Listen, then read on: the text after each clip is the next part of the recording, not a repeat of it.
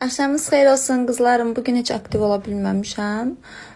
Bugün biraz ağır günümüz idi. O yüzden sifarişlərimiz çox idi, çatdırılmalar falan. Ancaq vaxt edib storylər çəkə bilmişəm indi.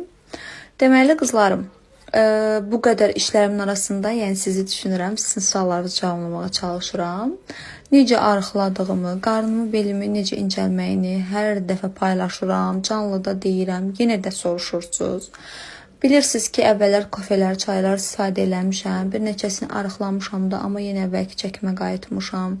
İstədiyim tam nəticəyə çata bilməmişəm. Və artıq bir neçə aydır ki, bir səhifə ilə tanış olmuşam, Aytaç xanımla. Onun sayəsində belə qəşəng arıqlamışam. Və ən önəmlisi də istədiyim hər bir şeyi yeyirəm də, yəni nə istəsəm yeyirəm, amma miqdarında.